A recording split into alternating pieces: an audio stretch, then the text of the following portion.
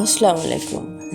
এই যে ড্যামটা দেখতে পাচ্ছেন, এটা হচ্ছে Tighi dam. Deodar dam Dhule is a nature preserve located in Tighi, Maharashtra. It is about 4.49 kilometers away from the Bohivir railway station. এই তিঘি ড্যামটা মাছু নদীর উপর অবস্থিত। তিঘি ড্যামের কাছাকাছি আরও বেশ কয়েকটি পর্যটন কেন্দ্র আছে, যেমন হচ্ছে My Holiday amusement and water park, learning fort. এটি প্রাচীন ধ্বংসপ্রাপ্ত পাহাড়ি দুর্গ যা ট্রেকিংয়ের এবং চারপাশে মনোরম দৃশ্য উপভোগের জন্য বেশ পরিচিত এই লার্নিং ফোর্ট। এবং যেটা My Holiday amusement and water park যেটার কথা বলছি, এটা হচ্ছে একটি পরিবার এবং বন্ধুদের সাথে খুব সুন্দর সময় কাটানোর জন্য এবং বিনোদনমূলক স্থান। খুবই সুন্দর একটা জায়গা, এই তিঘি ড্যামের পাশেই অবস্থিত। এছাড়াও আছে সোনগির ফোর্ট, মুম্বাই আগ্রা হাইওয়ের পাশে অবস্থিত এই একটি ঐতিহাসিক দুর্গ। সত্যি কথা বলতে এটি এমন কৌশলগতভাবে নির্মাণ হয়েছে যেটা ইতিহাসের কাছে এক আকর্ষণীয় স্থান। এছাড়াও আছে দাপুর জলপ্রপাত। সত্যি কথা বলতে এখানে যেসব জলপ্রপাতগুলো আমি দেখছি, আমার এত ভালো লাগে, নয়নাভিরাম, এবং যত দূর তাকাই তত দূর যেন একই দৃশ্য চলে আসে চোখের সামনে। এই যে সুন্দর যে প্রকৃতি দেখছেন, এখানে কি হচ্ছে, এই যে ড্যামটা আমরা যে দেখছি, এখানে জলগুলো ধরা আছে এইভাবে। আর মহারাষ্ট্রে একটা জিনিস দেখেছি, এখানে ম্যাক্সিমাম বাড়িতে সব হচ্ছে আপনার কি বলে সোলার বসানো। এখানে সব জায়গাতে বিদ্যুৎ সেইভাবে পৌঁছে দেওয়া সম্ভব হয় না, তো সমস্ত বাড়িতেই হচ্ছে ছাদের উপরে সোলার লাগানো আছে। আর পাশাপাশি এই যে জলগুলো ধরে রাখছে তারও একটা কারণ। আর দেখেন আল্লাহর সত্যি আল্লাহ সৃষ্টিকে এত সুন্দর করেছেন, যেটা আমরা কখনোই প্রকৃতির কাছে ছাড়া অন্য কোথাও এই প্রাকৃতিক জিনিস পাবো না।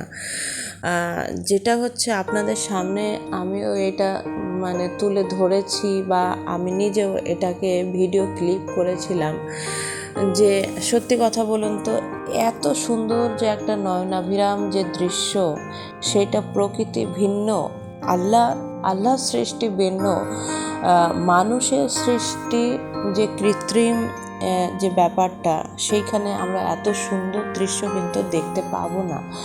সেই জন্যেই দেখেন চারিদিকে মাঝখানে জল, আর চারিদিকে পাহাড় এরকম মাথা উঁচু করে যেন আকাশচুম্বী হয়ে ধরা দিচ্ছে যে আমিও আছি প্রকৃতির বুকে, তোমাদেরকে আকর্ষণীয় করার জন্য, প্রকৃতির দিকে টানার জন্য। আমরা অতি উন্নত শ্রেণীর মানুষ। আমরা যদি প্রকৃতি এবং প্রাকৃতিক এবং কৃত্রিম দুটোর মধ্যে তফাৎ না করতে পারি, তাহলে আমাদের উন্নত উন্নত শ্রেণীর মানুষ হিসাবে হয়তো মূল্যায়ন হয় না। তো সেখানে অবশ্যই আমরা প্রত্যেকেই, আমরা যারা উন্নত শ্রেণীর মানুষ, অবশ্যই আমরা প্রত্যেকেই প্রকৃতিকে ভালোবাসি। আর তার কারণেই আমরা কিন্তু প্রকৃতির টানে ছুটে বেড়াই বিভিন্ন দিকে। যেমন আমি নিজেও এত প্রকৃতি ভক্ত, আমার খুবই ভালো লাগে। তো প্রকৃতির টানে আমি বিভিন্ন দিকে ছুটে বেড়াই। আমার এগুলো যেন আমাকে প্রকৃতি টানে। আমার মতোই প্রত্যেক মানুষই কিন্তু প্রকৃতির টানে বিভিন্ন দিকে ঘুরে বেড়ায়।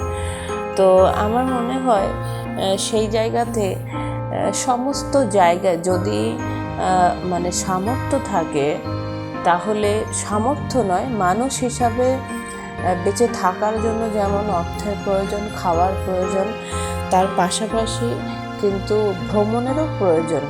কারণ এটা হচ্ছে ভ্রমণ যেমন মানুষকে আনন্দ দেয়, পাশাপাশি কিন্তু অনেক কিছু জানতে বুঝতেও শেখায়। তার কারণে মানে কিছুটা সময়, জীবনের কিছুটা সময় কিন্তু ভ্রমণের পিছনেও দেওয়া অবশ্যই উচিত, আমি যেটা মনে করি।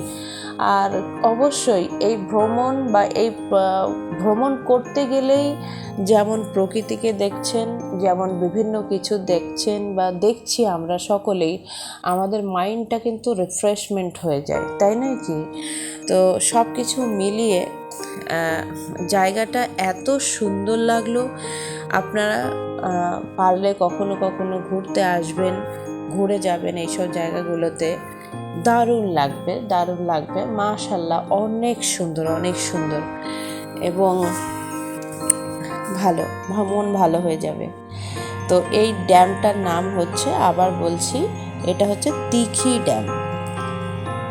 আরেকটা জিনিস, এই তিখি ড্যাম দেখতে গিয়েছিলাম, তো এমন জঙ্গল শুনেছি, আমি কখনো দেখিনি যদিও, আমি তো মাত্র কিছুদিন হলো আসলাম, আমার হাজব্যান্ডের কাছ থেকেই শুনেছি, অনেক দিন এখানে আছে, বেশ 3-4 বছর ধরে।